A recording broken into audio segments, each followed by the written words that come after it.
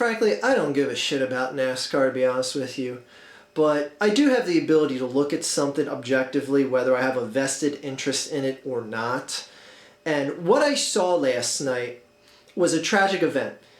Those of you that didn't see it, I'll leave a link in the video description to the Deadspin article warning that the video is a little bit graphic. It's not really bloody and gory, but a human being does die. I think his name is Kevin Ward Jr., a 20-year-old kid, just a dirt track racer, or at least that's what this race was.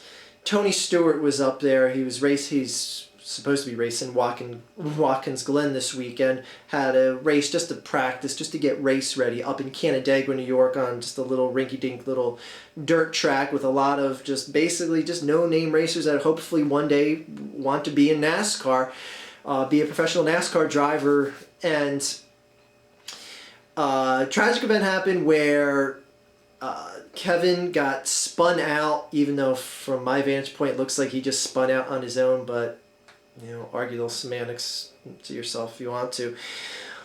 And gets out of his race car and starts walking on the track while the cars are still driving around.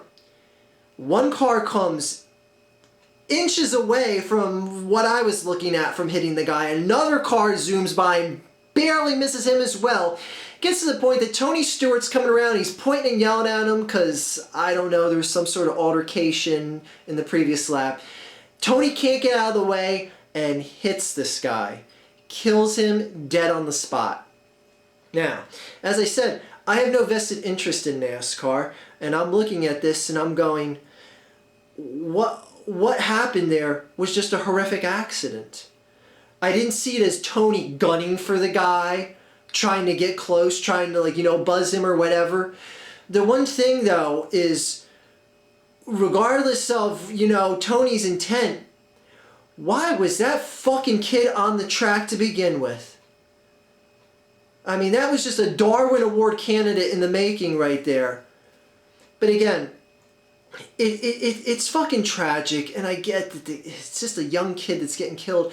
But when I'm on Twitter last night, and I'm seeing the people that are voicing their opinions about this, and you see people that, don't have the Tony Stewart 20. Is he 20? I think he's number 20. Don't have the, Tony Stewart number 20 as their channel icon or their Twitter icon, and you see a rival number on there saying oh man, Tony deserves to fry for this. This is vehicular homicide. He was gunning for that kid and he took his life from him.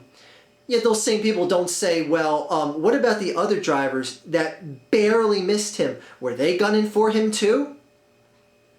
I mean, frankly, the only reason why Tony hit him, in my opinion, is that he just kept coming down the racetrack, and by the time Tony got around, he was in his line of path. If you look at the other race cars, two of the other race cars drove on that same elliptical pattern around the track and would have hit him too if he was down farther. He was bound to get hit sooner or later the more he kept coming down into traffic. That's a shame, because Tony's never going to be able to race again.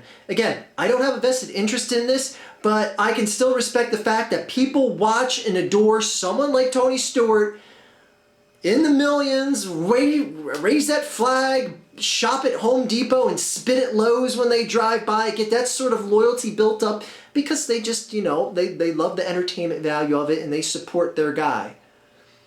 Tony Stewart it's probably going to get to the point where there's going to be fist fights at these because someone's flying the Home Depot 20 over their trailer instead of Dale Jr.'s flag. Anyway, it's a shame because I see this as nothing more than an unfortunate, tragic accident.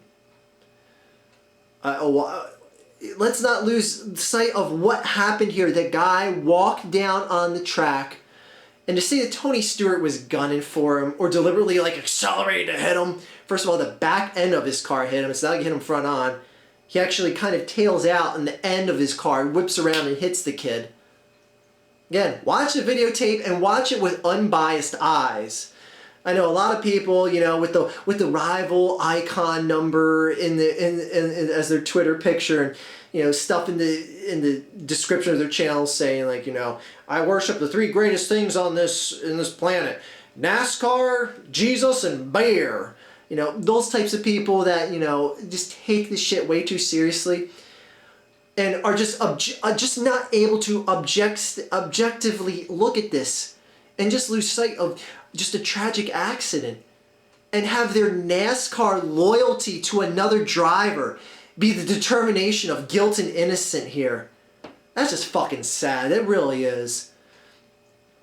Again, it's a terrible tragedy. It's a shame that more people are going out of their way, it seems like, to say like, oh, let's persecute Tony here and just lose sight of the fact that it's just a horrific accident. Oh, I've always hated Tony. He's been an aggressive asshole. He's been a fat tub of shit his whole NASCAR career. You know, all that may be true. That doesn't mean he's guilty of vehicular homicide here, people. Again, watch the tape and open it, and open your eyes with an unbiased look. Anyway, just someone here again who doesn't have a vested interest in NASCAR voicing his opinion on this as someone who's going to look at this objectively. Have a great day, everyone.